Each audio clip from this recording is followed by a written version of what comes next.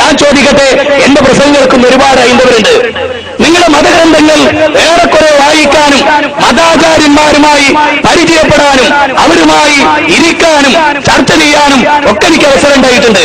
പക്ഷേ എവിടെയാണ് ഹിന്ദുക്കളിൽപ്പെട്ട ഒരാളെ ഒരു മുസ്ലിം കൊന്നെന്ന് വിചാരിക്കുക, ശരി, അത് തെറ്റാണെന്ന് വിചാരിക്കുക, ശരി, ആ നാട്ടിലെ മുഴുവൻ മുസ്ലിങ്ങളുടെ വീട് കൊള്ള ചെയ്യണമെന്ന് ഏത് മതം പഠിപ്പിച്ചു?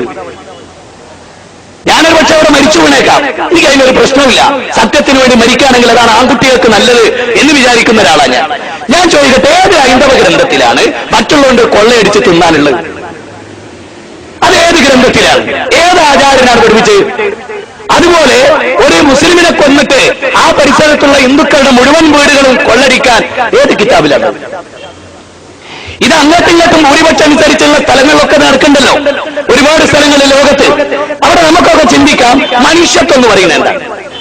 ഞാൻ ചെയ്തതിന്റെ പേരിൽ എന്റെ കുട്ടികളെ കൊല്ലുകയുള്ളത് ഏത് മതത്വമാണ്? പ്രവാചക തിരുമേനി സ്വല്ലല്ലാഹു അലൈഹി വസല്ലം പറഞ്ഞ ഇസ്ലാമിക യുദ്ധരംഗത്ത് ഒരു മര്യാദ പറയട്ടെ, നിങ്ങൾക്ക് ഇഷ്ടപ്പെട്ടാലില്ലെങ്കിലും പ്രവാചകൻ അനുയായികളെ യുദ്ധത്തിനൊരുക്കി നിർത്തുമ്പോ അവരുടെ പിന്നാലെ ചെന്നിട്ട് അവരോട് പറയും, എന്ത്? ദൈവത്തിന്റെ മാർഗത്തിൽ, ഇസ്ലാമിന്റെ മാർഗത്തിൽ, പ്രവാചകന്റെ മാർഗത്തിൽ ഇതാ നിങ്ങൾ അതിര് വിടാൻ പാടില്ല. യുദ്ധത്തിൽ എന്താ അതിര്? വല്ല അതിരും നമ്മൾ കാണിച്ചോ? അതിരൊന്നും ഉണ്ടായില്ല. പക്ഷെ ഇസ്ലാമിൽ അതിരുണ്ട് യുദ്ധത്തില്.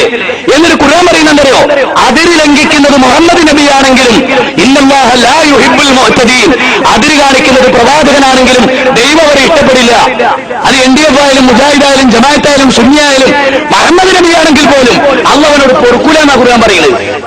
അള്ളാഹ് അവനോട്